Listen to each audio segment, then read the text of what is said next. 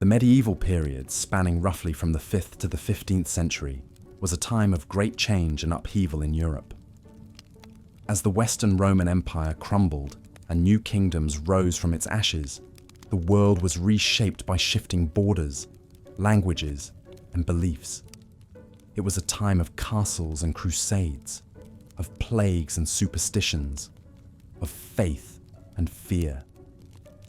Against this tumultuous backdrop, the mentally ill occupied a precarious position in society.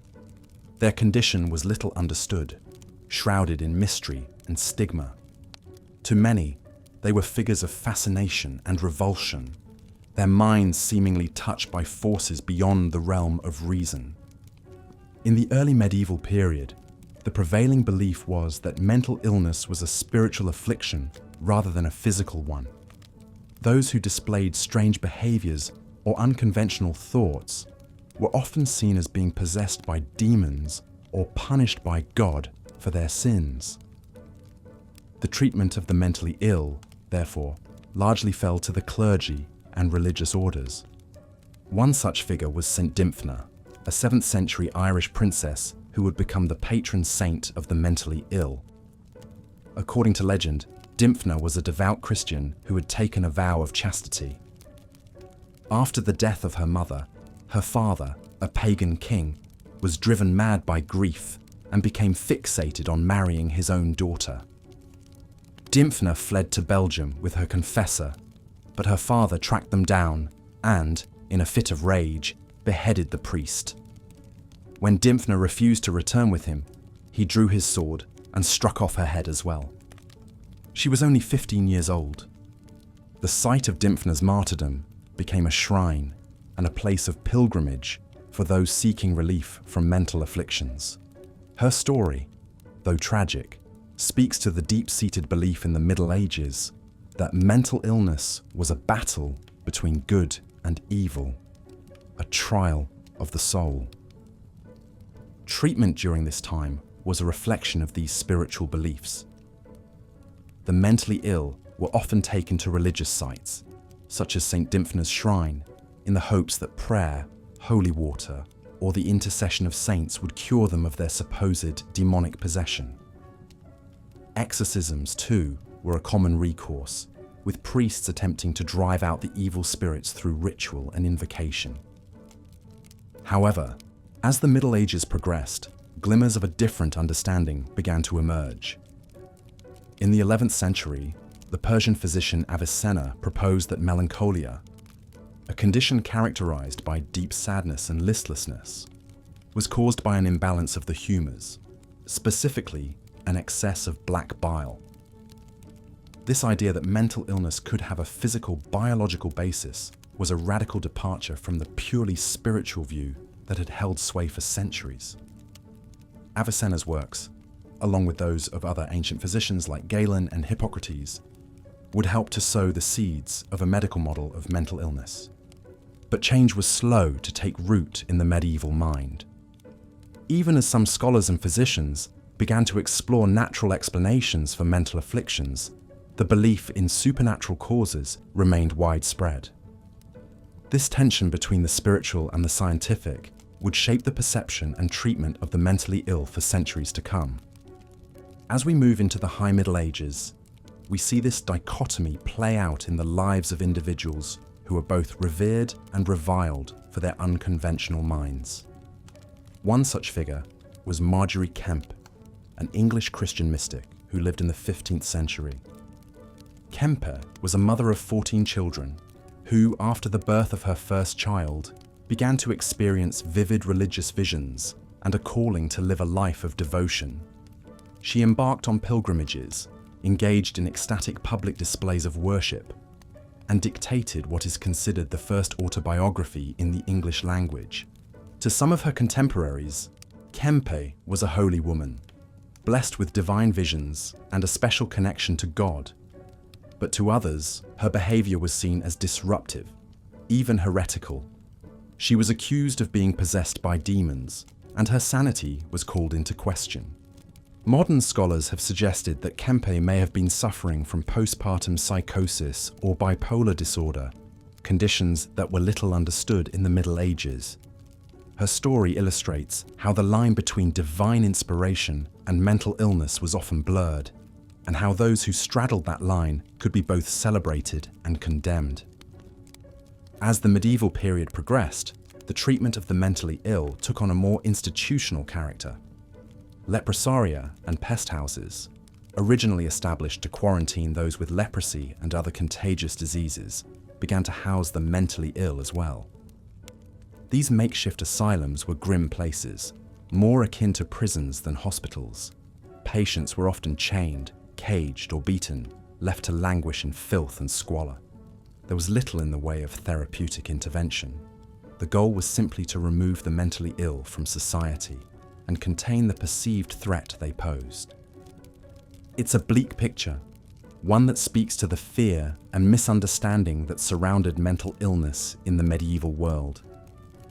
But even in the darkest of times, there were glimmers of light, individuals who challenged the prevailing notions of their age and fought for a more compassionate understanding of the mind.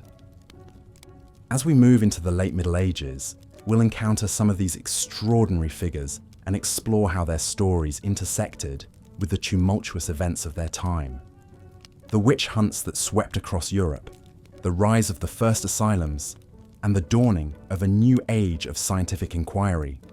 All of these would shape the course of how the mentally ill were seen and treated.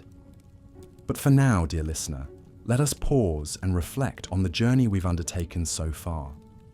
From the spiritual lens of the early medieval period to the nascent medical model of the High Middle Ages, we've traced the shifting perceptions of mental illness through the centuries. It's a complex and often troubling history, one that reminds us of the deep-seated stigma and misunderstanding that has long surrounded the mentally ill. But it's also a testament to the resilience of the human spirit, to the brave souls who fought against the tide of superstition and fear to bring light to the darkness. As we continue our exploration, I invite you to ponder these themes and to consider how far we've come in our understanding of the mind and how far we still have to go. The road to compassion and enlightenment is a long one, but it's a journey we must undertake if we are to build a world that truly values and supports those who suffer from mental illness. And so, as you drift off to sleep, let your mind wander through the corridors of history, illuminated by the stories of those who came before. Their triumphs and their struggles, their wisdom and their folly, all of it is a part of the tapestry of human experience, woven through the ages. Rest well, dear listener, and join me again next time as we delve deeper into the annals of the medieval mind. Until then, may your dreams be gentle and your spirit be at peace. Good night. As the Black Death decimated Europe in the 14th century, fear and superstition gripped the populace. In their desperate search for someone to blame, the mentally ill were caught in the crossfire, accused of being in league with the devil himself. It was a perilous time to display any unconventional behavior. One victim of this hysteria was Joan of Arc, the young French peasant girl turned military leader. Born around 1412 in Domremy, France, Joan reported experiencing visions and hearing voices from the age of 13. These voices, which she believed belonged to saints, compelled her to support Charles VII in the fight against English domination during the 100 Years' War. With dogged persistence, Joan eventually gained an audience with the Dauphin, heir to the throne, and convinced him to allow her to lead French troops into battle, dressed in male attire. To the astonishment of many, this teenage girl helped turn the tide of the war, lifting the siege of Orléans in just 9 days and paving the way for Charles VII's coronation. But Joan's stunning rise was followed by a precipitous fall. In 1430, she was captured by the Burgundians, French allies of the English, and put on trial for heresy and witchcraft. Her unusual behaviour and claims of divine guidance were used as evidence against her. The trial record paints a picture of a frightened 19-year-old, yet one who staunchly defended her convictions. When asked if she knew she was in God's grace, Joan boldly replied, "If I am not, may God put me there, and if I am, may God so keep me." Despite her consistent testimony, Joan was convicted and sentenced to burn at the stake. On May 30th, 1431, she was tied to a tall pillar in the Vieux Marché in Rouen, the wood bundles lit beneath her feet. It is said she asked to hold a crucifix as the flames consumed her. Her ashes were scattered in the Seine River. 25 years after her execution, an inquisitorial court authorized by Pope Calixtus III re-examined the original trial, debunking the charges against her. Joan was eventually beatified in 1909 and canonized as a saint in 1920. While celebrated as a French national heroine and venerated by the Catholic Church, some modern scholars believe Joan may have experienced schizophrenia or a similar condition that gave rise to her visions and voices. Joan of Arc's story is a poignant reminder of how the mentally ill were misunderstood, vilified, and all too often met with a tragic end in medieval times. Her experiences, though extraordinary, were emblematic of a larger pattern of persecution. Across the Channel, England's Bethlehem Royal Hospital, infamously known as Bedlam, was perhaps the most notorious asylum of the late medieval period. Founded in 1247 as a priory, it began to specialize in housing the mentally ill in the late 14th century. Initially, Bedlam accommodated only a handful of inmates, but by the 15th century, it had gained a reputation as a place of last resort for the mad. Life inside Bedlam was a far cry from the therapeutic environment we associate with modern psychiatric facilities. Inmates were considered little better than animals, chained to the walls, left to lie in their own filth. The noise was said to be unbearable, with patients screaming, cursing, and clanging their chains day and night. Rather than being treated with compassion, Bedlam's residents were viewed as a source of entertainment. For a penny, curious Londoners could peer into their cells, laugh at their antics, and even poke them with sticks to elicit a reaction. This macabre practice wasn't outlawed until 1770. The dehumanizing conditions at Bedlam were symptomatic of a society that had little understanding of or empathy for those with mental disorders. Asylums of the era functioned more as prisons than hospitals, places to segregate the mad from the rest of society rather than treat them. But even as the medieval period drew to a close, winds of change were starting to blow. The Renaissance, with its renewed interest in classical learning and scientific inquiry, brought a gradual shift in how mental illness was perceived and treated. Scholars began to dust off the works of ancient physicians like Hippocrates and Galen, who had emphasized natural rather than supernatural explanations for mental disorders. Though their theories, based on the balance of bodily humors, may seem primitive by today's standards, they represented a crucial step away from demonological thinking. One influential figure of this transitional era was Robert Burton, an English scholar and Anglican clergyman. In his masterwork, The Anatomy of Melancholy, published in 1621, Burton drew on everything from ancient philosophy to contemporary medicine to explore the causes, symptoms, and treatments of what we would now call depression. Burton described melancholy as a kind of dotage without a fever, having for his ordinary companions fear and sadness without any apparent occasion. He proposed that it could be caused by a range of factors, from poor diet and lack of exercise to heartbreak and grief. His recommended treatments included a healthy lifestyle, good company, travel, and even music therapy. While Burton's understanding of melancholy was still rooted in the humoral theory, his work represented a growing recognition that mental disturbances had natural causes and could potentially be alleviated through natural means.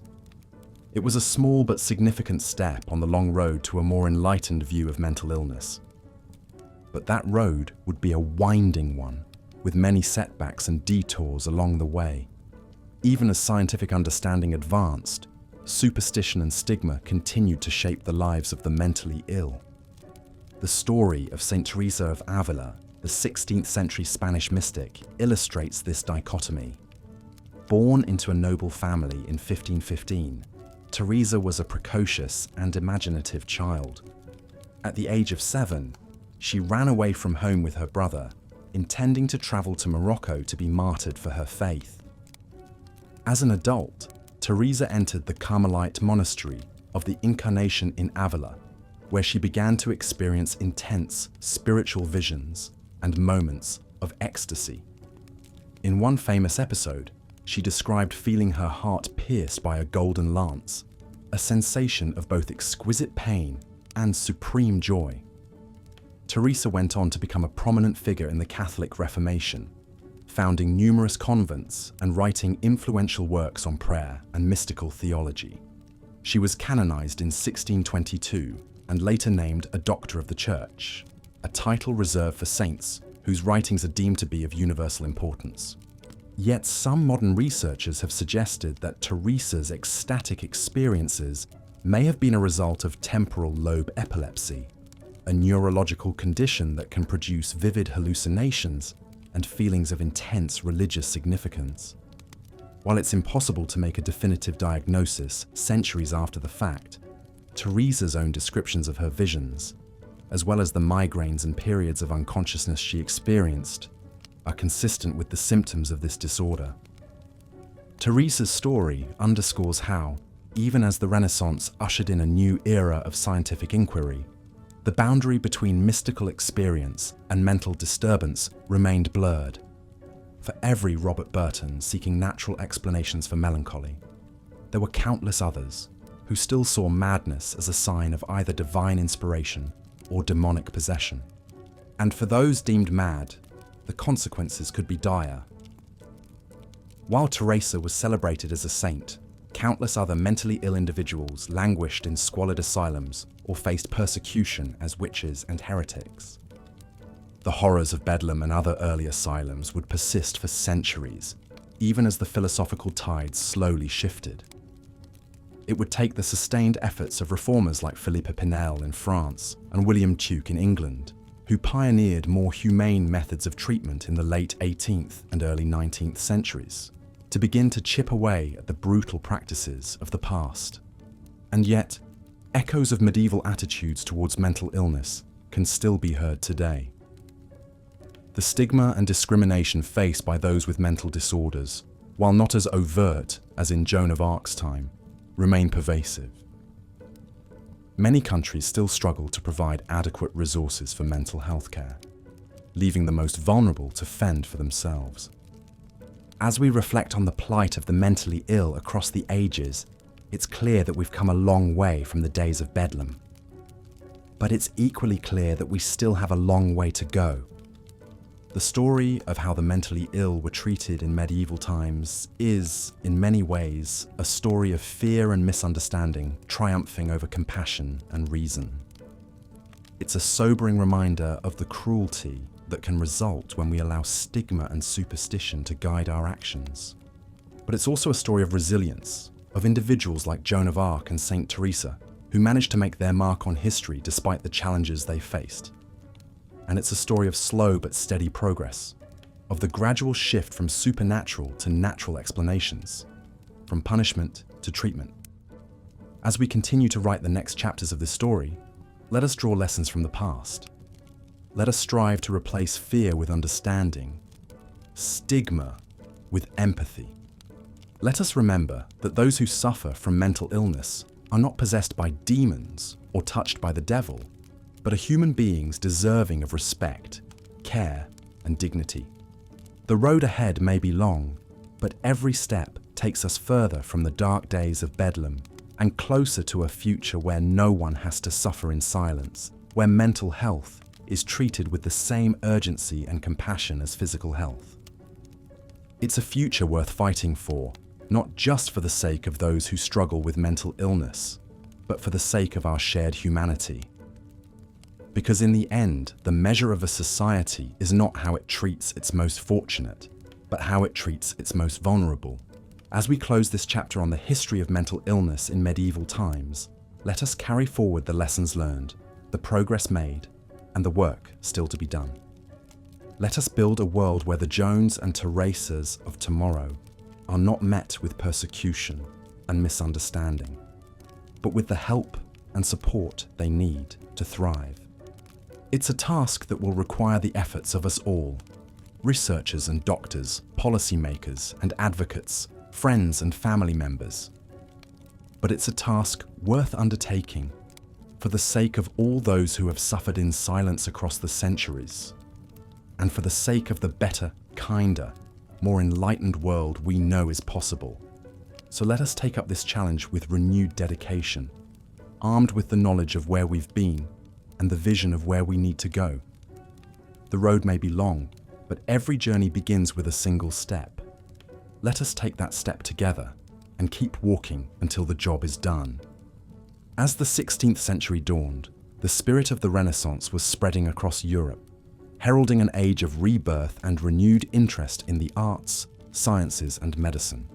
Yet for the mentally ill, the light of this new era was slow to illuminate the dark crevices of ignorance and superstition that had long shrouded their condition.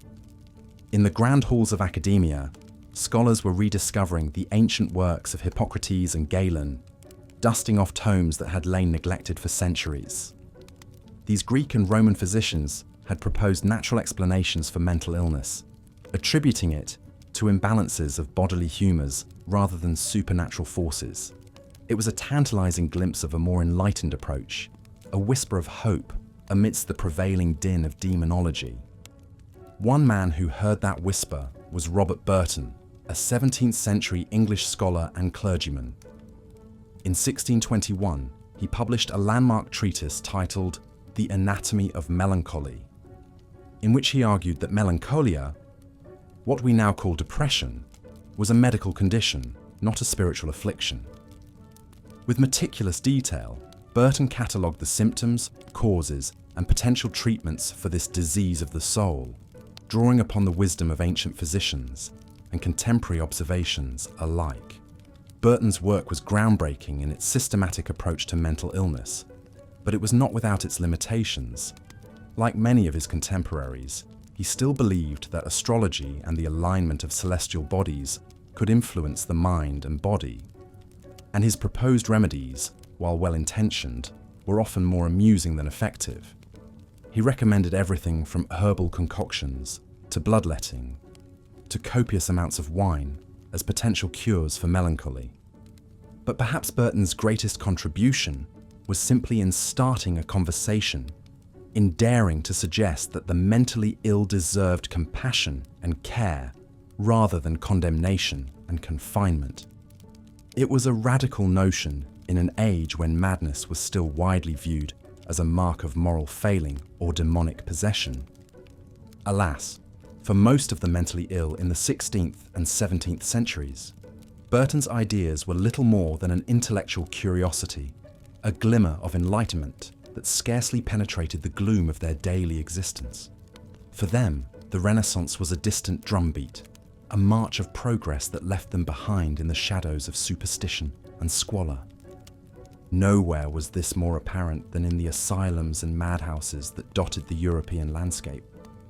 These institutions, ostensibly founded to care for the mentally ill, were often little more than human warehouses where the unfortunate and the unwanted were left to languish in filth and despair. The most notorious of these asylums was Bethlem Royal Hospital in London, better known by its nickname Bedlam. Founded in the 13th century as a priory, Bedlam had by the 16th century become a repository for the mentally ill, a place where the manic and the melancholic mingled with the poor and the criminal. Conditions at Bedlam were appalling. Patients, many of them naked and chained to the walls, slept on straw mats crawling with vermin. They were regularly beaten and abused by the staff, who saw them as little more than animals to be subdued and contained. Wealthy patrons would come to gawk at the inmates as a form of morbid entertainment, marvelling at their strange antics and incoherent ravings. It was a bleak picture, a stark reminder of how far the reality of mental health care lagged behind the lofty ideals of the Renaissance thinkers. While scholars debated the nature of the mind and the soul, the mentally ill continued to suffer in silence, their cries echoing unheard through the stone halls of Bedlam. But even in this dark chapter of history, there were flickers of light, brief moments of grace that pierced the gloom. One such moment came in the story of Saint Teresa of Ávila, a 16th century Spanish mystic and nun who experienced vivid spiritual visions throughout her life.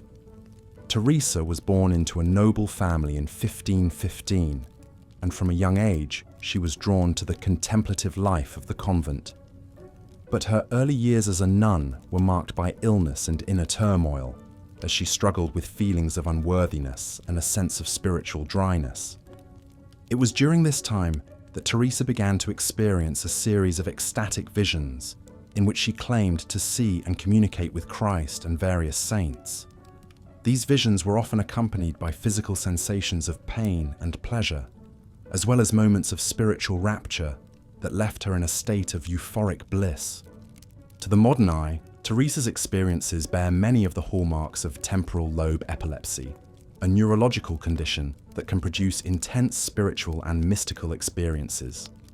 But in her own time, Teresa's visions were seen as a sign of divine favor, a confirmation of her holiness and spiritual purity. Teresa went on to become one of the most influential figures in the Catholic Church, founding several convents and writing extensively on the spiritual life. Her autobiography, The Life of Teresa of Jesus, remains a classic of mystical literature, offering a glimpse into the inner world of a woman who lived in constant communion with the divine. But for all her spiritual gifts, Teresa was not immune to the prejudices and suspicions of her age. She lived in constant fear of the Spanish Inquisition, knowing that her visions could easily be construed as heresy or witchcraft. And indeed, after her death, some of her writings were censored and suppressed by church authorities who found them too radical or unorthodox. In many ways, Teresa's story epitomizes the paradoxes and contradictions of the Renaissance approach to mental illness. On the one hand, her experiences were celebrated as a sign of divine grace, a testament to the power of faith and the mystery of the human soul. On the other hand, they were also a source of suspicion and unease, a reminder of how easily the line between sanctity and madness could be blurred. As the Renaissance gave way to the Age of Reason in the 17th and 18th centuries, the pendulum of public opinion would continue to swing between these two poles. The rise of science and the Enlightenment would bring new insights into the workings of the mind and body, but it would also give rise to new forms of control and confinement, as the mentally ill were increasingly seen as a problem to be managed rather than a mystery to be explored. And yet, through it all, the spark of human resilience and the yearning for understanding would endure. From the haunted halls of Bedlam to the cloistered cells of the convent, the mentally ill would continue to struggle and strive, to hope and despair, to leave their mark on a world that often feared and misunderstood them. As we look back on this long and often painful history, it is easy to feel a sense of despair at the slow pace of progress, at the centuries of suffering and neglect endured by those with mental illness.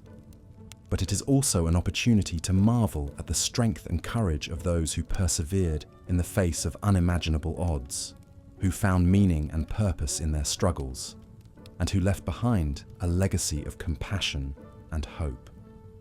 Today, we still have much to learn about the intricacies of the mind and the nature of mental illness, but we also have the benefit of centuries of accumulated knowledge and experience, of the hard-won insights and innovations of those who came before us. From the ancient physicians who first grappled with the mysteries of the psyche, to the modern researchers who are unraveling the secrets of the brain, we are all part of a long and noble tradition of seeking to understand and alleviate the suffering of the mentally ill. It is a tradition that has been marked by ignorance and cruelty, Yes, but also by compassion and courage, by the unquenchable human desire to heal and to help. As we continue on this journey of discovery and understanding, let us draw strength from the example of those who have gone before us, who have struggled and suffered and persevered in the face of unimaginable odds. Let us honor their memory by rededicating ourselves to the task of building a world in which the mentally ill are treated with the dignity and respect they deserve, in which the dark corners of the mind are illuminated by the light of knowledge and compassion. For in the end, the story of mental illness is the story of us all, of our shared humanity, our common frailties and strengths, our unending search for meaning and connection in a world that can often seem cold and chaotic. It is a story that has been unfolding for centuries, and one that will continue to unfold for centuries to come, as long as there are those who are willing to listen and learn, to hope and to heal. So let us go forward with open hearts and open minds, ready to embrace the challenges and the opportunities of this new era in mental health. Let us build upon the hard-won progress of the past, while also daring to imagine a future in which the mentally ill are no longer relegated to the shadows, but are welcomed into the light of understanding and acceptance. It is a future that may seem distant and uncertain, but it is one that is within our grasp, if only we have the courage and the compassion to reach for it. For in the end, the measure of our progress will not be in the grand theories and technologies we devise, but in the small acts of kindness and care we extend to those who are suffering, in the quiet moments of connection and healing that remind us of our shared humanity. So let us go forth from this place of reflection and remembrance, armed with the wisdom of the past and the hope of the future. Let us be the healers and the helpers, the listeners and the learners, the ones who dare to imagine a world in which no one is left to suffer in silence and solitude. Let us be the ones who light the way forward, step by step and day by day, until the long, dark night of ignorance and fear gives way to the bright dawn of understanding and compassion. In the late medieval period, against the backdrop of raging plagues and witch trials, we find the remarkable story of Joan of Arc, the French peasant girl turned military leader and saint.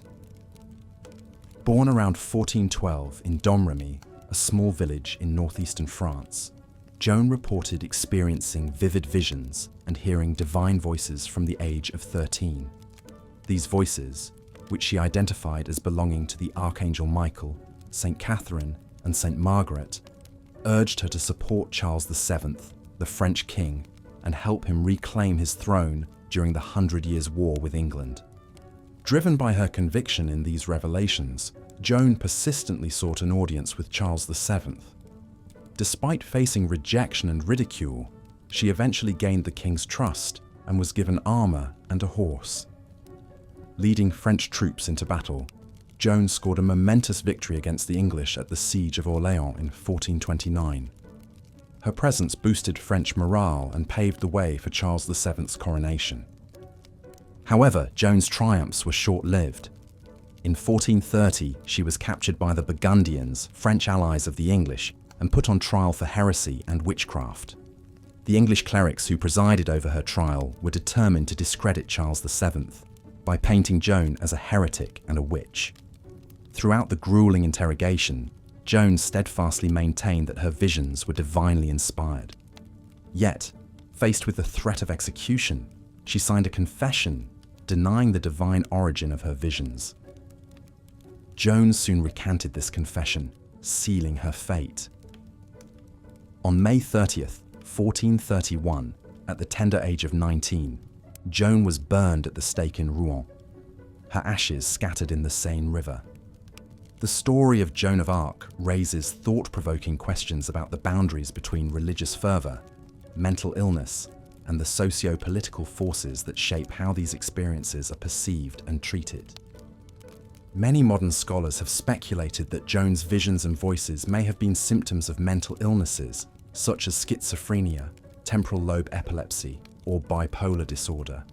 The intense religious themes of her hallucinations, their frequent and compelling nature, and their onset in adolescence all hint at a potential underlying mental health condition. Furthermore, Joan's reported tendency to experience these visions more frequently in times of stress aligns with our current understanding of how mental illness can be exacerbated by stressful life events. However, it is crucial to approach such retroactive diagnoses with caution. The accounts of Joan's experiences are limited and coloured by the religious and political contexts of her time. The very notion of mental illness as we understand it today did not exist in the Middle Ages, in an era when visions were often seen as either divinely inspired or a sign of demonic possession. Joan's experiences were inevitably viewed through this binary lens. Moreover, Joan's gender undoubtedly played a significant role in how her experiences were perceived and treated. As a young woman claiming divine authority in a fiercely patriarchal society, Joan posed a threat to the established order. Her defiance of gender norms and her donning of male attire were used against her in the trial as evidence of her supposed heresy and moral deviance. The story of Joan of Arc serves as a poignant reminder of how societal norms, religious beliefs, and political agendas can intersect to shape the way mental illness is understood and responded to. While we may never know the true nature of Joan's experiences, her tale continues to captivate and inspire, inviting us to reflect on the complex interplay between individual experience, societal expectations, and the evolving understanding of mental health across the ages. As the Middle Ages drew to a close and the Renaissance dawned, the tides of change were slowly beginning to turn in the understanding and treatment of mental illness. The revival of classical learning and the growing interest in empirical observation during the Renaissance set the stage for a gradual shift from supernatural explanations to natural ones. One notable figure at the forefront of this shift was the English scholar Robert Burton. Born in 1577, Burton spent most of his life as a vicar and a librarian at Oxford University. He is best known for his monumental work, The Anatomy of Melancholy, published in 1621. In this extensive treatise, Burton delved into the causes, symptoms, and treatments of melancholia, a condition characterized by persistent sadness, fear, and despair. Drawing upon the works of ancient physicians like Hippocrates and Galen, as well as contemporary medical knowledge, Burton proposed that melancholia was a physical illness rooted in an imbalance of the four bodily humours: blood, yellow bile, black bile, and phlegm. He suggested that factors such as diet, exercise, and sleep could influence these humours and thus affect one's mental state. While Burton's understanding of the precise biological mechanisms of melancholia was limited by the scientific knowledge of his time, his work represented a significant step towards a medical model of mental illness. By classifying melancholia as a medical condition rather than a spiritual affliction, Burton challenged the prevailing notion that mental illness was a result of demonic possession or divine punishment. Burton's The Anatomy of Melancholy became a hugely popular and influential work, going through multiple editions and translations. It played a key role in spreading the idea that mental illness could have natural bodily causes and could potentially be treated through physical means. However, Burton's progressive ideas were not universally embraced. Many continued to adhere to supernatural explanations for mental illness, particularly in cases where the symptoms were more severe or unusual. The story of St. Teresa of Ávila, a 16th century Spanish mystic, illustrates this tension. Born into a noble family in 1515, Teresa entered a Carmelite convent at the age of 20. She soon began to experience intense spiritual visions and ecstasies, which she described in vivid detail in her writings. In one famous episode, Teresa recounted feeling as though an angel had pierced her heart with a golden spear, filling her with an overwhelming love for God. While Teresa and her contemporaries interpreted these experiences as divine revelations, some modern scholars have suggested that they may have been symptoms of temporal lobe epilepsy. This neurological condition is known to produce intense religious or spiritual experiences, as well as visual and auditory hallucinations. The case of St. Teresa highlights the enduring challenge of distinguishing between genuine religious experiences and the symptoms of mental illness. In an era when the boundaries between the two were even more blurred than they are today, such experiences were often automatically attributed to divine or demonic forces. Despite the growing recognition of natural explanations for mental illness during the Renaissance, the treatment of the mentally ill remained woefully inadequate. Asylums like Bedlam in London continue to operate more as prisons than as therapeutic institutions. Patients in these early asylums were often subjected to inhumane conditions and degrading treatment. They were chained, beaten, and put on display for the morbid amusement of paying visitors. The belief that harsh treatment could shock the mentally ill back to their senses persisted, alongside the idea that the insane were less than fully human. It would take several more centuries of scientific advancement and social reform before the treatment of the mentally ill began to resemble anything close to the standards we expect today. Nevertheless, the seeds of change were sown in the Renaissance, as scholars like Robert Burton began to challenge long-held assumptions about the nature and causes of mental illness. As we reflect on the plight of the mentally ill across the centuries, we are reminded of the deep-rooted stigma and misunderstanding that has surrounded mental illness for much of human history. From the supernatural explanations of the medieval era to the harsh treatments of the early modern period, the mentally ill have long been marginalized, misunderstood, and mistreated. Yet there is cause for hope. The gradual shift towards a medical understanding of mental illness that began in the Renaissance laid the groundwork for the development of more humane and effective treatments in the centuries that followed. Today, while stigma and challenges certainly remain, we have a greater understanding of the complex biological, psychological, and social factors that contribute to mental health and illness. As we look to the future, it is crucial that we continue to build upon this progress. By investing in mental health research, improving access to care, and working to dismantle the stigma that still surrounds mental illness, we can create a world in which those who struggle with mental health challenges are met with compassion, understanding, and effective support. The stories of those who suffered in the past, the unnamed multitudes confined to asylums, the visionaries like Joan of Arc and St. Teresa, whose experiences were misunderstood, the countless individuals who bore their struggles in silence, serve as a poignant reminder of the work that still lies ahead. In the quiet of the night, as we reflect on these stories, let us hold space for the suffering of the past and the present. Let us dream of a future in which mental health is prioritized as an essential part of overall well-being, and in which no one must face the challenges of mental illness alone.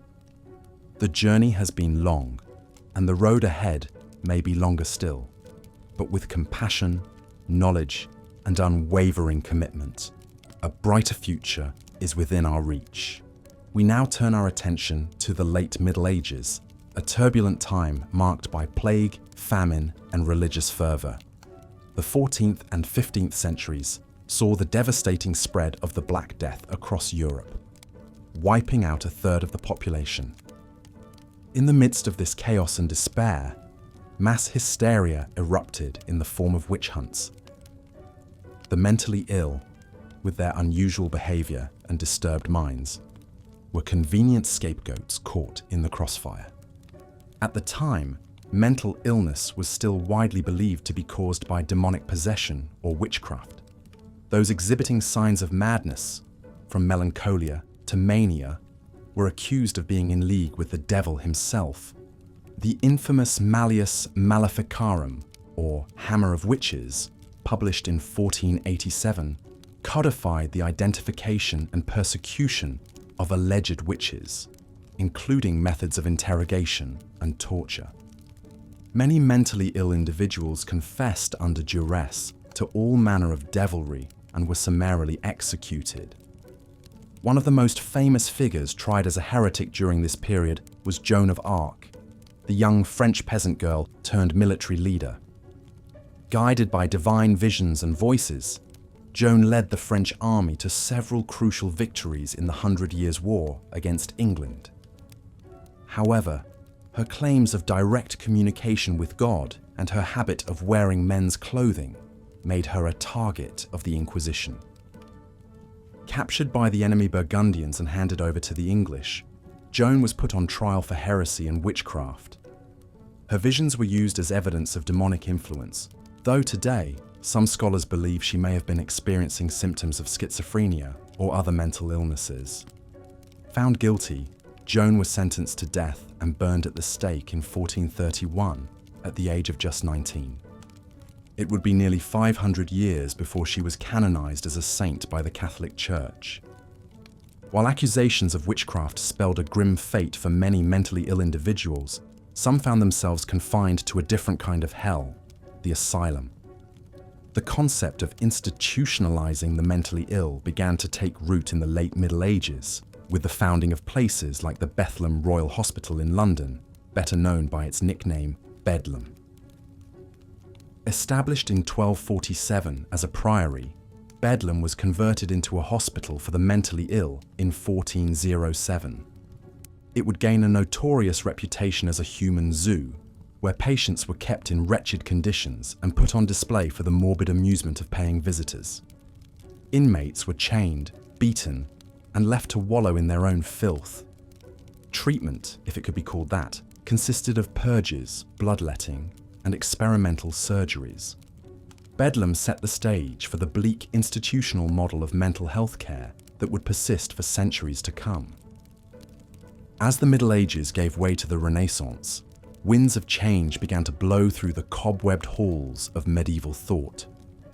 The 15th through 17th centuries saw a renewed interest in science and the rediscovery of ancient texts by physicians like Hippocrates and Galen. Slowly but surely, supernatural explanations for mental illness began to yield ground to natural ones.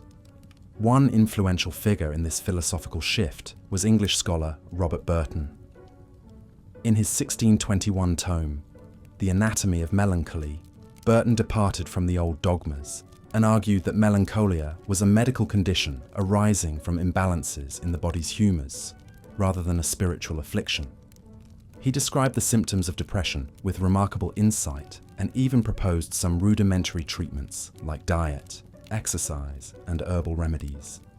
Burton drew upon the works of ancient physicians, but also contemporary accounts of melancholy, such as the case of Spanish mystic Saint Teresa of Ávila. Teresa experienced vivid visions and ecstatic states, which she attributed to divine rapture. She described feeling transported to heaven and even levitating during prayer. While some of her contemporaries accused her of being possessed, she was eventually canonized as a saint. Modern scholars have suggested that Teresa's visions may have been a result of temporal lobe epilepsy, a neurological condition known to produce intense spiritual experiences. Despite the gradual evolution of thought surrounding mental illness, the treatment of the mentally ill saw little improvement in practice. Asylums like Bedlam continued to warehouse patients in abysmal conditions well into the modern era. Scenes of naked, raving lunatics in chains, left to fester in dirty straw, remained commonplace.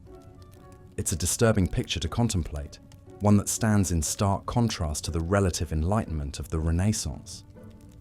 But change, however slow and uneven, was on the horizon.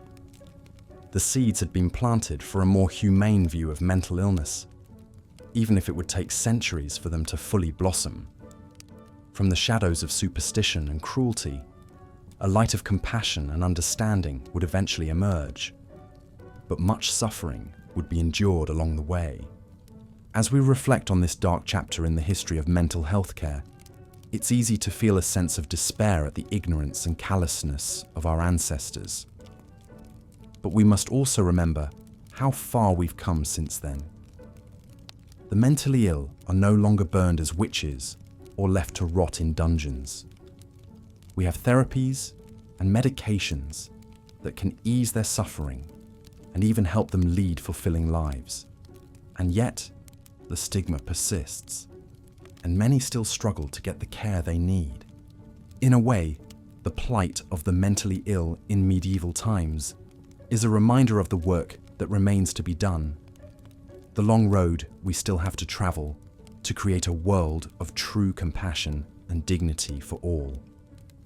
It's a journey that began centuries ago, with the first brave souls who dared to question the old superstitions and see the humanity in those society had cast aside. And it's a journey that continues today, with each of us called to play our parts in building a more just and caring world. So, as we close the book on this grim chapter of history, let us not despair, but rather draw strength from how far we've come and how much further we can still go. The mentally ill may have suffered in the shadows of the Middle Ages, but their story is not over yet. It's up to us to write the next chapter, one of hope, healing, and light. As the medieval period progressed into the Renaissance, the winds of change slowly began to blow through the musty corridors of asylums like Bethlehem Hospital. While conditions remained grim for the mentally ill languishing in these squalid institutions, glimmers of light were starting to peek through the cracks in the edifice of medieval thinking. The works of ancient physicians like Hippocrates and Galen, long lost to the Western world, were rediscovered and studied with renewed fervour by Renaissance scholars. They pored over the yellowed pages, their eyes lighting up at the idea that mental illness could have natural biological causes rather than supernatural ones. It was a radical notion for the time, a departure from centuries of dogma that had attributed conditions like melancholia and mania to demonic possession or divine punishment. One of the most influential thinkers of this era was an English scholar by the name of Robert Burton.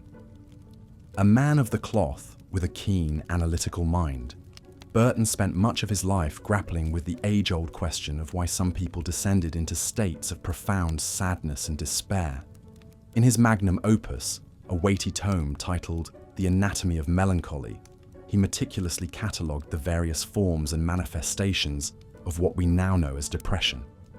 With a quill in hand and a glint in his eye, Burton argued that melancholia was not a spiritual affliction, but a medical condition rooted in an imbalance of the body's four humours: black bile, yellow bile, blood, and phlegm. It was a theory that harkened back to the teachings of Hippocrates, who had proposed a similar idea nearly 2,000 years earlier. Though Burton's hypothesis would eventually be disproven, his work represented a crucial turning point in the understanding of mental illness.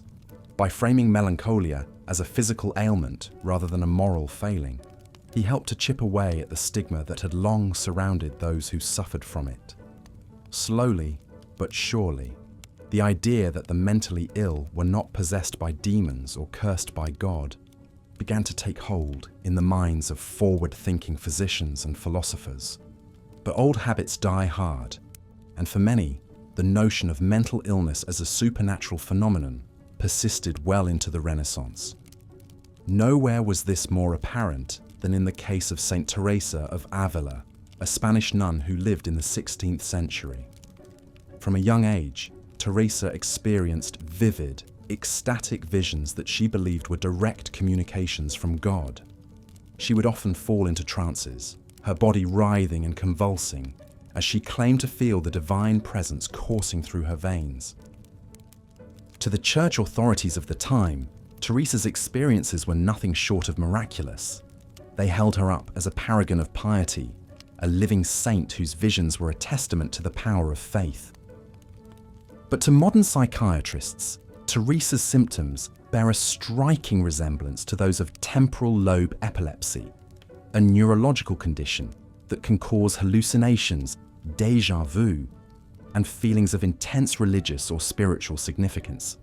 Of course, Teresa was far from the only religious figure to be posthumously diagnosed with a mental illness. From Joan of Arc to Martin Luther, history is littered with examples of individuals whose seemingly divine experiences may have had a more earthly explanation. But in Teresa's case, the contrast between the medieval and modern understandings of her condition is particularly stark. In the centuries since her death, Teresa has been canonized as a saint, her visions and ecstasies held up as proof of her unshakable devotion to God. But seen through the lens of modern psychiatry, her story takes on a different hue. It becomes a tragic tale of a brilliant, passionate woman whose suffering was misunderstood and even celebrated by those around her. As the Renaissance gave way to the Age of Enlightenment, the tide of public opinion continued to turn against the old, superstitious ideas about mental illness. But change was slow to come to the asylums and hospitals where the mentally ill were confined. At places like Bethlehem Hospital, patients were still being chained to walls, beaten with rods, and put on display like animals in a menagerie. It would take centuries of advocacy and reform to begin to dismantle the brutal system of institutionalization that had its roots in the medieval era. And even today, the stigma and misunderstanding surrounding mental illness persists in many corners of society. But as we look back on the long, troubled history of how the mentally ill have been treated, we can take some small measure of comfort in the knowledge that progress, however halting and uneven, has been made. From the exorcisms and bloodletting of the Middle Ages to the humane, evidence-based treatments of the modern era, the story of mental illness is one of slow but steady progress. It is a reminder that even the most entrenched beliefs and practices can be overturned by the relentless march of science and reason. And it is a testament to the resilience and courage of those who have struggled with mental illness throughout the ages, often in the face of unspeakable cruelty and ignorance. As we reflect on this history, let us not forget the countless lives that were lost or ruined by the failings of those who came before us. Let us honor their memory by continuing to fight for a world in which all people, regardless of their mental health status, are treated with the dignity, compassion, and respect that they deserve. For in the end, the measure of a society is not in how it treats its most fortunate members, but in how it cares for its most vulnerable.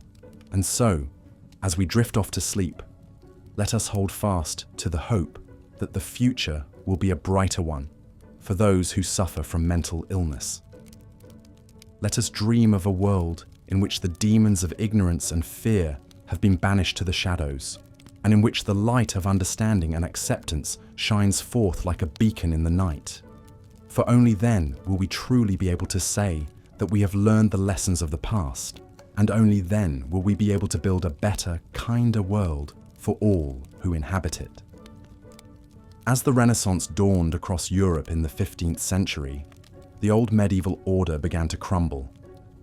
The Black Death had swept away nearly half the population. The Catholic Church's ironclad grip on power started to slip, and a new spirit of inquiry and individualism stirred. For centuries, the mentally ill had languished in a purgatory on earth, cast out, chained up, condemned as witches, trapped in their own minds with little hope of reprieve. But as the Renaissance unfolded, winds of change rustled through musty monasteries and cloistered asylum halls. It began with a book. The flowering of Renaissance humanism rekindled an interest in classical texts, the yellowed scrolls and faded codices of antiquity. Monks and scholars dusted off the long-neglected works of ancient physicians like Hippocrates and Galen, poring over them by flickering candlelight. The ancients, they discovered, had held a startlingly different view of mental illness. Not as demonic possession or divine scourge, but as a natural disease of the mind and body. The Greek physician Hippocrates had proposed that an imbalance of 4 essential humours, blood, yellow bile, black bile, and phlegm, could throw both mind and body into disorder. Galen, in the 2nd century AD, had located the origins of mental disturbance in the brain itself, not the ethereal soul. These musings, radical in their time, planted seeds of doubt in Renaissance minds. Could mental illness be a medical condition, treatable like any other malady? One man who took these ideas to heart was English scholar Robert Burton. Tucked away in the hushed halls of Oxford, Burton immersed himself in the study of melancholia, what we might call depression. Poetic streaks of melancholy had long been romanticized as the burden of great men. But Burton saw it as a true sickness, an affliction of natural origins. In 1621, Burton published his masterwork, The Anatomy of Melancholy. Across a sprawling tome of some 500,000 words, Burton catalogued the varied shades of melancholia with encyclopedic zeal. He described its telltale signs with the eye of a natural philosopher. A most grievous and tedious disease, Burton wrote, an intolerable anguish of the soul, a quintessence of hellish torture. Its sufferers were plagued by suspicion, doubt, fear, sorrow, furies, cares, anxiety. They shunned company and pined away, captive to their own darkened thoughts. Burton cited medical men both ancient and modern, from Hippocrates to Avicenna, the 11th century Persian physician who had linked melancholia to an excess of black bile. But Burton went further. With a slyly satirical eye, he rooted the causes of melancholy in the follies and vices of the age. Love melancholy arose from pining after an elusive paramour. Religious melancholy from excessive fear of damnation. Political melancholy struck courtiers vying for prestige. Scholars, like Burton himself, were prone to a bookish strain from too much study and solitude. Beneath Burton's wit lay a truth that had eluded the sages of old. Melancholia, in all its tangled forms, was an affliction both of individual temperament and of the times. Diet, exercise, bloodletting, even music could bring relief to a mind unmoored. But the tumult of an age in upheaval, of clashing faiths and overturned hierarchies, left countless souls adrift. Still, old beliefs died hard. Across Europe, cries of demonic possession and witchcraft still rang out, sending many a troubled mind to the stake or gallows. One woman caught in this maelstrom was Teresa of Ávila, a nun in 16th century Spain, gripped by ecstatic visions.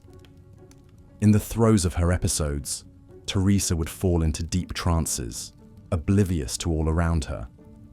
She claimed to commune with God, even to levitate before the crucifix. But there were whispers too, of the devil's hand at work. Her superiors, fearing scandal, subjected Teresa to humiliating tests, exorcisms, interrogations, commands to perform her raptures on cue. But she emerged unscathed and revered. In time, the Church beatified her as a saint. Today, some suspect Teresa may have suffered from temporal lobe epilepsy, a neurological disorder known to trigger intense spiritual experiences. In her own time, she walked a razor's edge between holy woman and heretic, salvation and damnation. Saints and mystics, like the mentally ill, had long occupied a liminal space in the medieval world. Touched by the divine or bedeviled by demons, set apart from the sane and pious. While Burton and his fellow scholars chipped away at the old superstitions, seeing glimmers of nature behind the supernatural, most Renaissance minds remained mired between the two. Even in enlightened asylums like the Bethlehem Royal Hospital, that infamous London edifice of abuse popularly known as Bedlam, mental illness remained a mark of moral weakness, a taint to be scoured away through confinement and cruelty. Well into the age of reason, neighbours still flocked to Bedlam to gawk at the mad poor, a tuppence granting entry to a human zoo. There they jeered as inmates howled and paced, rattling like ghosts in their chains. All sins and afflictions laid bare, all dignity stripped away. It's a far cry from the paintings of the Renaissance masters, all serenity and light. But Bedlam, as much as Botticelli, is the face of an age when the old order splintered and the human mind itself became a battleground. As the last strains of the Renaissance gave way to the Enlightenment, the plight of the mentally ill stood at a crossroads. Science and reason would march on, but hearts and minds trailed behind. A few flares of insight, like Burton's tome, lit the path ahead to a more humane understanding.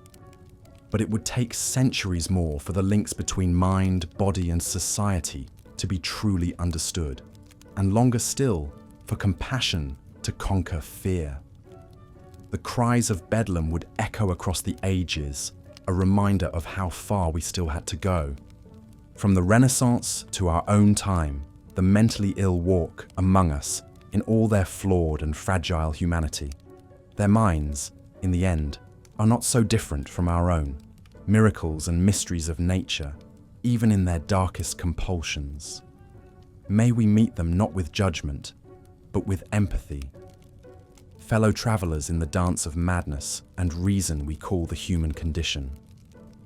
The stagnant waters of the Thames flowed sluggishly past the walls of Bethlem Royal Hospital, as if even the river was too weary and dejected to summon any sense of urgency.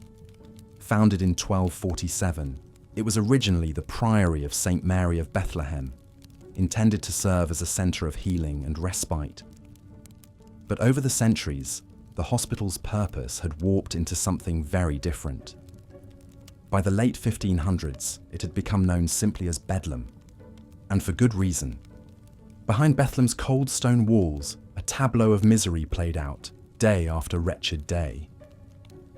The hospital was now exclusively dedicated to the care of the insane, but care is really far too kind a word to describe what went on there. The hapless patients, men and women suffering from every form of mental disturbance and distress, lived out their days in abhorrent squalor. They lay on straw-covered floors in dank cells, shackled to the walls with iron chains. The corridors echoed with howls and wails as the desperate patients cried out in anguish. Bethlem was not a place of treatment or recovery. It was a place to dispose of society's unwanted, a dumping ground where the mentally ill could be locked away out of sight. The patients were regarded as little more than animals. The cruel treatments inflicted upon them were designed more to subdue and punish than to heal. Unruly patients were whipped and beaten into submission. The disruptive were plunged into ice-cold baths to jolt them into obedience. All the while, the patients languished in their own bodily filth, wallowing in a morass of physical and mental torment. Shockingly, this house of horrors became a form of public entertainment in the 17th century. For the price of just 1 penny, Londoners could roam the fetid hallways of Bethlem to gawk and jeer at the poor souls held within. The patients were put on display, like carnival freaks, for the morbid amusement of the gawking masses, those inmates who hurled themselves against the bars in fits of mania or raved incoherently provided the most sport for the snickering spectators. It's a tragic irony that a place ostensibly dedicated to healing and Christian charity could devolve into such a theatre of cruelty. But in many ways, Bethlem was simply a reflection of prevailing societal attitudes towards the mentally ill in the late medieval and early modern period. The patients within its walls were seen as little more than human refuse. Their irrational behaviour and inner torments were viewed as evidence that they had surrendered to evil or offended God in some unforgivable way. To the medieval mind, madness was a spiritual affliction, not a medical condition requiring care and compassion. Of course, some rare souls did advocate for more humane treatment of the insane during this period. In 1426, London's Court of Aldermen ordered that the poor madmen of Bedlam be provided with food, drink, and a fire for warmth. But such gestures of basic human decency were few and far between. The prevailing treatment for madness in Bethlem and other early insane asylums remained abuse and neglect.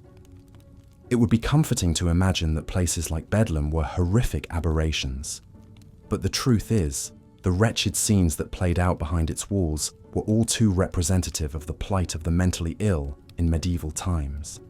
From London to Paris to Rome, those suffering from mental afflictions were regarded with revulsion and dread.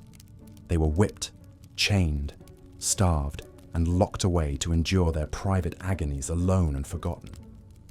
Change would come excruciatingly slowly over the centuries that followed. A few lone voices in the wilderness, men like the Swiss physician Paracelsus and the philosopher Desiderius Erasmus, began to argue that the mad were not evil, but sick and deserved care rather than condemnation. Paracelsus wrote movingly of the plight of the insane, urging his fellow physicians to not condemn or laugh at these unfortunate people, for they are facing the wrath of God in a special manner and, therefore, need and deserve our help. But these seeds of compassion and understanding would take centuries to truly take root. In the meantime, untold multitudes of mentally ill men, women and children would continue to suffer in miserable silence, hidden away in dank cells and dismal asylums across Europe. Their anguished cries echoed off cold stone walls, unheard and unheeded by a society that regarded them as something less than human. It's sobering to consider the depths of callousness and cruelty to which we can descend in our treatment of the most vulnerable among us. How easy it is to demonize those who are different, those whose minds and spirits are shattered in ways we find strange and disturbing. The tragic history of how the mentally ill were regarded in medieval times reminds us of the vital importance of empathy and compassion. It's a clarion call to see the humanity in even the most tormented souls. There is, after all, a frighteningly thin line that separates us from them, the allegedly sane from the allegedly mad. The patients who suffered in Bedlam endured the slings and arrows of outrageous fortune that can assail any mind, any life. But for the grace of chance and circumstance, their private hells could be any one of ours. In the depths of their despair, they deserved not judgment, but mercy. In their brokenness, they needed not a wagging finger, but an outstretched hand. If we can take any lesson from their sorrowful stories, let it be that there is no them, only us, only fragile, fallible, precious human beings, doing our best to find some light amidst the darkness of this world. As the grip of dogma and superstition slowly loosened in the Renaissance, scholars rediscovered the ancient works of physicians like Hippocrates and Galen. A renewed spirit of scientific inquiry began to cast mental illness in a new light. Rather than defaulting to supernatural explanations, some thinkers started to examine the natural causes behind disorders of the mind. One such man was Robert Burton, a 17th century English scholar and clergyman. In his weighty tome, The Anatomy of Melancholy, published in 1621, Burton meticulously catalogued the various manifestations and origins of what we now call depression. Drawing upon the humoral theory of Hippocrates, Burton argued that an excess of black bile was to blame for the brooding despair of melancholy. While his theory missed the mark, Burton's work represented an important step. By classifying melancholy as a medical condition rather than a spiritual affliction, he helped to inch the conversation in a new direction. But old beliefs died hard. Ironically, Burton himself subscribed to the notion that demons could still play a hand in mental disturbances. It would take many generations for the influence of religion and superstition to fully fade from the discourse around mental health. In the meantime, the plight of those branded as witches, heretics, or lunatics remained grim. Consider the case of Saint Teresa of Ávila, the 16th century Spanish mystic and nun. From childhood, Teresa experienced vivid spiritual visions and raptures. In her writings, she recounted intense episodes of religious ecstasy, describing out-of-body experiences and a sense of being physically pierced by God's love. While her mystical encounters earned her sainthood, to a modern eye, they bear the hallmarks of temporal lobe epilepsy, a neurological disorder known to trigger hyper-religious feelings and hallucinations.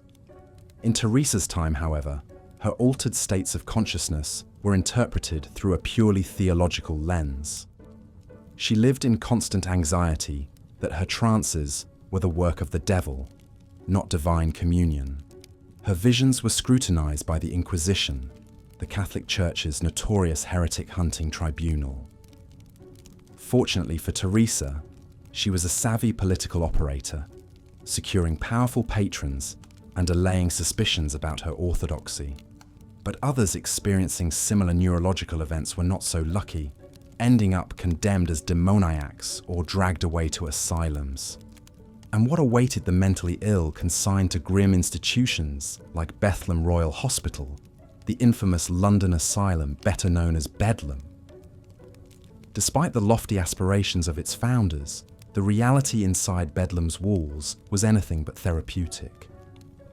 The squalid conditions and callous attitudes that characterized other early asylums across Europe were magnified in Bedlam to grotesque proportions. Patients, many of them poor souls rounded up from the streets, were crammed into dank, filthy cells. Crowded together without adequate food, clothing, or heat, they languished in their own waste, ripe for disease outbreaks. Seen as little more than human refuse, the inhabitants of Bedlam were at the mercy of a staff free to neglect and abuse with impunity. Shrieks of terror and anguish echoed down the fetid corridors. It was a scene straight out of Dante's Inferno. Believe it or not, the misery of Bedlam's unfortunate residents was further compounded by a practice that to modern sensibilities seems unimaginably cruel: the opening of the asylum doors to the paying public. For a penny, visitors could stroll through the wards and ogle the patients as though they were zoo animals. Fashionable aristocratic ladies and curious middle-class gawkers alike amused themselves by taunting and provoking the agitated denizens within. The freak show atmosphere turned the mentally ill into objects of morbid titillation and sport. Human dignity was checked at the gates. If the Renaissance represented a step forward in the philosophical conception of mental illness, then places like Bedlam revealed how far there was still to go in society's treatment of the most vulnerable. The light of scientific rationality may have begun to creep in, but for those trapped in the shadowlands of afflicted minds, there was yet little refuge or relief. Like the ship of fools in Renaissance art, boats filled with the deranged and set adrift, the mentally ill remained cast out, marginalized, and at the mercy of prevailing winds. As we sail on through history, it's worth pausing to consider the wider implications of this story. The mentally ill served, and in many ways continue to serve, as a mirror for society's fears, prejudices, and blind spots. How a culture treats those with psychiatric disorders speaks volumes about its deepest values and character. The road from demonization to compassion, from shunning to integration, has been a long and winding one. There's no straight line from the exorcisms of the Middle Ages to the biological psychiatry of today. And it's a journey we're still on. While leaps in neuroscience and pharmacology have immensely improved quality of life for many, the stigma around mental illness is a stubborn holdover. Funding for research and treatment perpetually lags behind other areas of medicine. In parts of the developing world, misguided traditional beliefs in sorcery and spiritual possession still linger. Even in the modern West, our system of care has gaping holes, with jails and streets serving as de facto asylums. So as we reflect on how far we've come from the days of Bedlam, let's not be lulled into complacency. The ethical imperative to do right by some of society's most defenseless members remains as urgent as ever. By staring back into history's funhouse mirrors, we remind ourselves of what's distorted in our own time. Because the story of mental illness is ultimately the story of who we are and who we aspire to be. The towering spires of grand cathedrals pierced the skies over medieval Europe, their shadows stretching across cobblestone streets and bustling markets. In this world steeped in faith and superstition, mental illness was a perplexing and fearsome phenomenon. Those afflicted were often seen as cursed, possessed by demons, or punished by a wrathful God. Their fates were tragic, and their treatment woefully misguided by modern standards. One such soul was Margery Kempe, a remarkable Englishwoman who lived in the late 14th and early 15th centuries. Born into a prominent family in the bustling port town of King's Lynn, Margery's early life followed the conventional path for a woman of her station. She married young, bore 14 children, and helped run her husband's businesses. But beneath the veneer of domestic normalcy, Margery's mind was in tumult. Around the age of 20, after the birth of her first child, Margery was gripped by a mysterious illness. She grew frantic and despondent, convinced she was damned to hell for her sins. In her distress, Margery claimed to experience a transformative vision of Jesus Christ, who appeared at her bedside and comforted her. This mystical episode marked a turning point in Margery's life, the beginning of an unconventional spiritual journey that would bring her both reverence and revulsion. Margery's visions grew more frequent and intense. She wept copiously for the suffering of Christ, roared with laughter at the promise of divine love, and engaged in ecstatic conversations with God that could last for days. To outward observers in a deeply pious but superstitious age, Margery's behavior appeared bizarre and disruptive.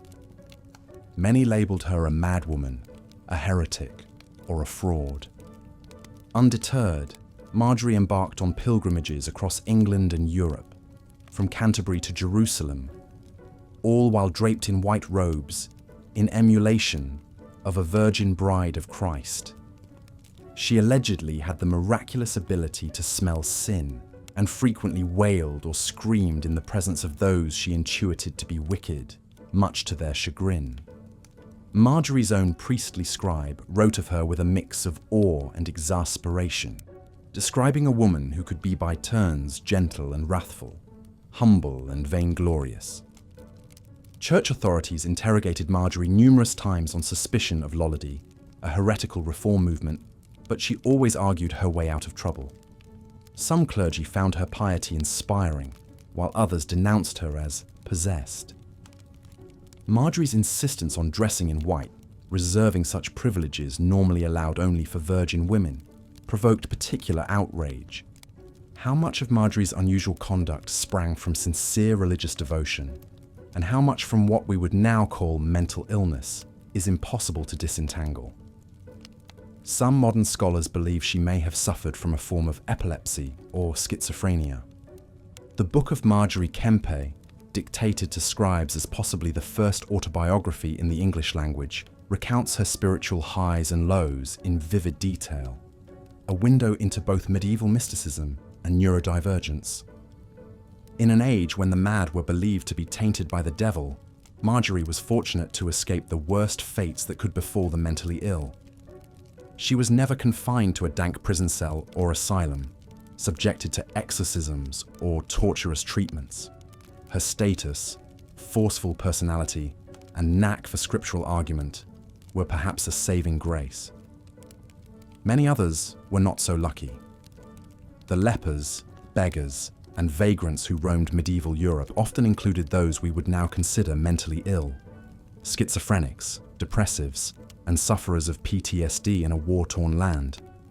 With no concept of psychiatric care, their conditions were left to fester until their minds fractured and they ran afoul of authorities or social norms. Their options were bleak: the stocks and scaffolds, dank dungeon cells, or squalid buildings on the outskirts of towns that served to confine the diseased and deranged. As the Middle Ages progressed, a few forward-thinking saints and scholars inched the needle towards a more medicalized view of mental illness. Persian polymath Ibn Sina, known to the West as Avicenna, theorized that melancholia arose from an imbalance of humors in the brain that could potentially be treated with baths, music, and aromatics. But such proto-psychiatric musings were a minority view in a society that still cleaved to the supernatural as the cause for all manners of madness. More often, mental illness was conflated with demonic possession, witchcraft, or devilry, especially in women. A mad woman was not just ill, but evil, a dangerous agent of Satan that had to be restrained or eliminated. Across Europe, witch trials ensnared countless mentally ill women and men, from delusional schizophrenics to senile grandmothers, alongside the perfectly sane who had the misfortune to be disliked by the wrong people. The notorious witch hunts of the 15th through 17th centuries had their theological roots in the medieval era. Influential texts like the Malleus Maleficarum, or Hammer of Witches, codified the supposed signs of witchery, many of which resemble symptoms of psychosis, mania, or delusion. Eccentric village healers, herb women, the homeless, and marginalized mad made prime targets in a fevered hunt for servants of the devil. In this dangerous climate, many mentally ill people met horrific ends, burned at the stake, hanged, drowned, or locked away to endure squalor and abuse. The quiet suffering of the mad was drowned out by the roar of the witch trial crowds, baying for blood. Mental illness was a mark of evil, not a sickness to be treated with care. And yet, there were rare rays of hope and compassion in this dark age. Some monasteries took in mentally ill penitents, offering rudimentary care, a roof over their heads, and a respite from the torments of the outside world. Certain saints, like Dymphna of Ireland, came to be associated with the protection of the mad and melancholic. Supplicants would undertake pilgrimages to the shrines of these saints in hope of a miraculous cure. Holy wells were ascribed healing powers for troubled minds. Herbal concoctions and blessed oils were administered to restore the balance of humours. Such faith-based remedies were a far cry from modern psychiatry, but they offered a path of hope, however faint, in a world with few options for the mentally ill. As the Middle Ages gave way to the Renaissance, some of the old superstitions surrounding mental illness began to erode. Scholars and proto-scientists like Robert Burton, who penned the 1621 tome The Anatomy of Melancholy, helped reconceptualize conditions like depression as natural ailments rather than supernatural afflictions. The rediscovery of ancient Greek and Roman medical texts provided alternatives to the religious lens of medieval Europe. But progress was slow and fitful.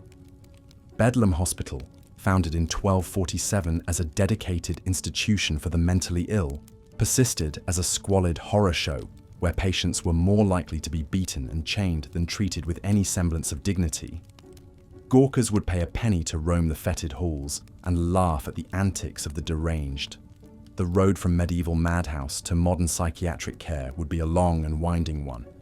Still, we can look back across the centuries with empathy for the mentally ill of the Middle Ages, so profoundly misunderstood by the societies in which they moved. Margery Kempe and her hidden kindred spirits, mystics and mad folk, visionaries and psychotics, bore their inner torments in a world ill-equipped to ease their pain. Some, through fortune or force of will, managed to navigate their difficult path with a modicum of grace. But too many were demonized, ostracized, abused, or discarded, their suffering unrecognized, their humanity denied. In remembering their stories, we recognize how far we've come in our understanding of the mind, and how far we've yet to go to build a world that treats all people in all states of consciousness with the compassion they deserve. The mentally ill of medieval Europe cry out to us from the past, urging us to see them not as witches or demons, but as fellow travelers in the timeless struggle to make sense of the wondrous and terrifying workings of the human brain. The somber fate of the mentally ill incarcerated in asylums like Bedlam continued into the Renaissance period, despite the shifting winds of how mental illness was understood. As the works of ancient physicians were rediscovered and a revival of scientific inquiry began to dawn, there was a gradual turning of the tide from supernatural explanations for madness to natural ones. Leading thinkers of the time, while still steeped in medieval ideas, began to ponder the physical causes and treatments for mental afflictions. The 16th century Swiss physician Paracelsus postulated that mental disturbances arose not from demonic possession, but from a chemical imbalance in the brain. Drawing upon the humoral theory of Hippocrates and Galen, he proposed remedies to correct this imbalance and restore the natural harmony of the mind and body. In 1621, the English scholar Robert Burton published his magnum opus, The Anatomy of Melancholy, in which he meticulously classified what we now call depression as a medical condition with myriad causes, symptoms, and cures. With an incisive wit, Burton wrote, "Melancholy, the subject of our present discourse, is either indisposition or habit. Indisposition is that transitory melancholy which goes and comes upon every small occasion of sorrow, need, sickness, trouble, fear, grief, passion, or perturbation of the mind, any manner of care, discontent, or thought. This melancholy of which we are to treat is a habit, a serious ailment, a settled humour, as Aurelianus and others call it, not errant, but fixed." Burton's work marked an important shift in the conception of melancholia from a fleeting temperament to a medical disorder. He advised a holistic regimen of diet, exercise, herbal tonics, purgatives, bloodletting, and even music therapy to alleviate the symptoms of melancholy. While some of his cures may seem quaint or misguided by modern standards, Burton's comprehensive approach recognized the complex interplay of mind and body in mental illness. Despite these nascent medical insights, the treatment of the mentally ill in asylums remained largely unchanged. The infamous Bethlehem Royal Hospital, better known as Bedlam, was founded in London in 1247 and began admitting the mentally ill in the late 14th century. By the 17th century, Bedlam had become a notorious spectacle, where for a penny, visitors could gawk at the raving lunatics chained to the walls.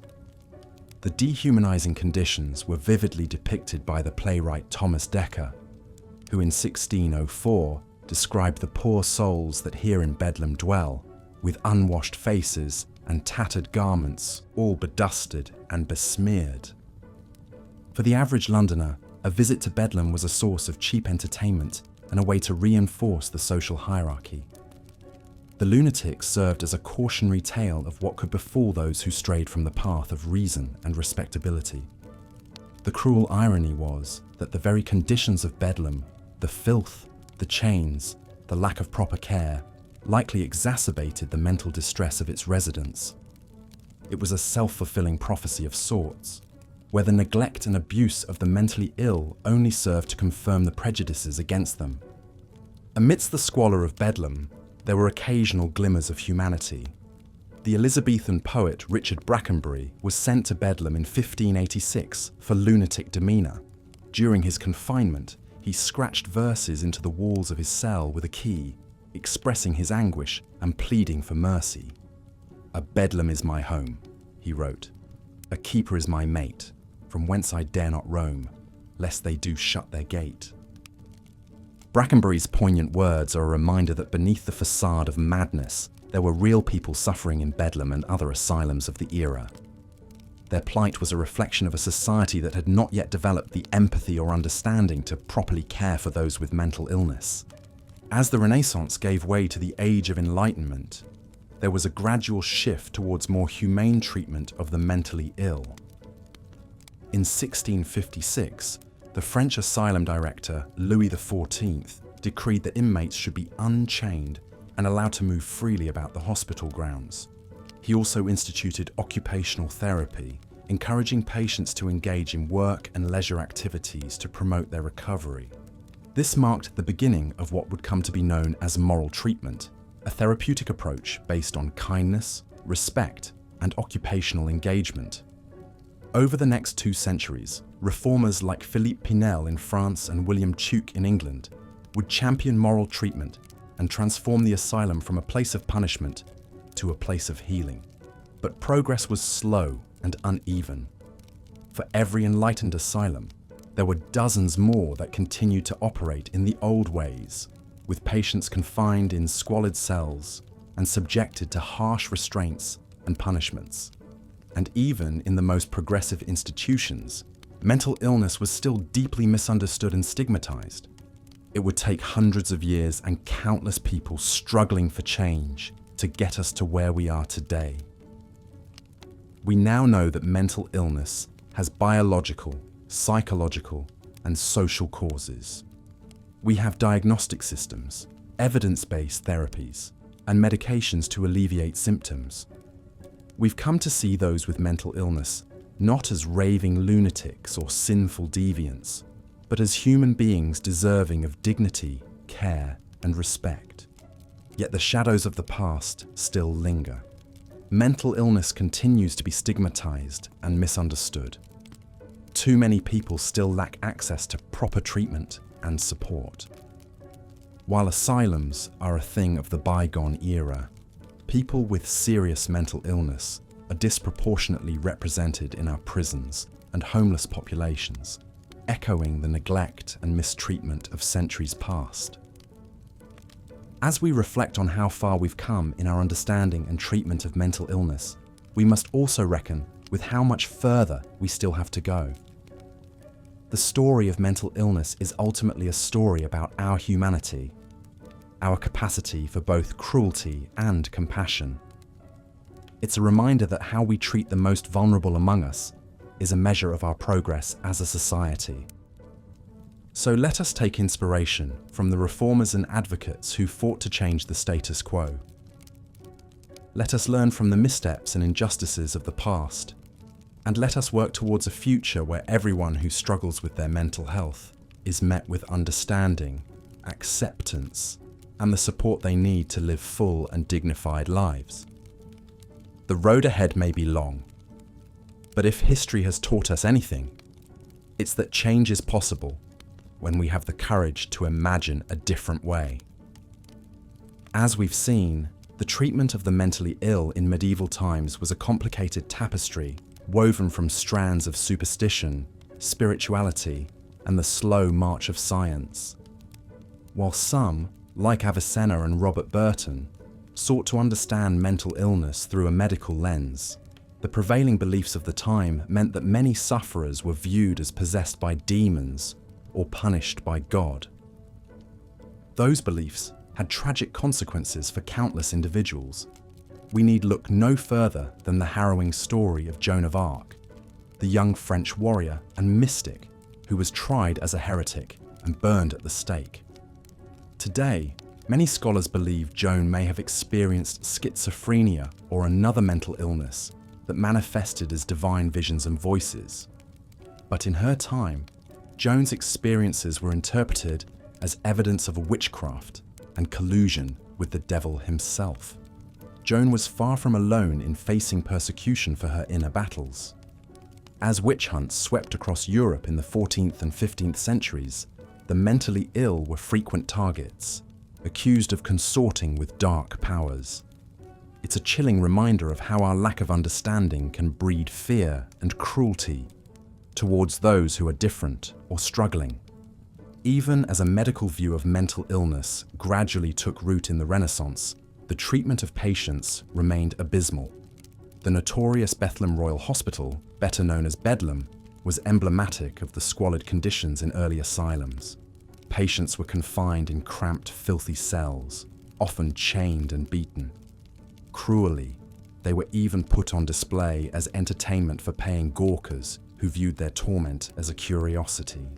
It would be comforting to imagine that the dawn of the Age of Enlightenment brought a kinder, gentler approach to mental health care. But the sad reality is that the mentally ill would continue to languish in institutions more akin to prisons than places of healing for centuries to come. While the work of early psychiatrists and reformers like Philippe Pinel in the late 1700s sowed the seeds of more humane treatment, asylums remained grim warehouses for society's outcasts well into the 20th century. As we come to the end of our journey through this overlooked corner of history, it's worth reflecting on how far we've come in our understanding of the mind and its maladies. The demons and witchcraft of the medieval imagination have given way to neuroscience and psychiatry medication, and therapy. And yet, the stigma around mental illness stubbornly persists, a remnant of the old beliefs that viewing suffering as a moral failing. Perhaps by shining a light on this history, we can cultivate the empathy and compassion that was so scarce in the past. By recognizing the humanity of those who struggle with mental illness, both in ages gone by and in our own time, we can chip away at the fear and judgment that have caused so much pain. It's a reminder that how we treat the most vulnerable among us is a measure of our progress as a society. As we close the book on this chapter of history, I invite you to carry its lessons with you. When you encounter someone grappling with mental health challenges, respond with the understanding and grace that was so sorely lacking in medieval times. And as you drift off to sleep, let your dreams imagine a world where no one need suffer alone in the dark. If you found this foray into the forgotten corners of history enlightening, I encourage you to like this video and subscribe to the channel. There are so many more fascinating tales to uncover and ponder together. Until next time, sweet dreams and good night.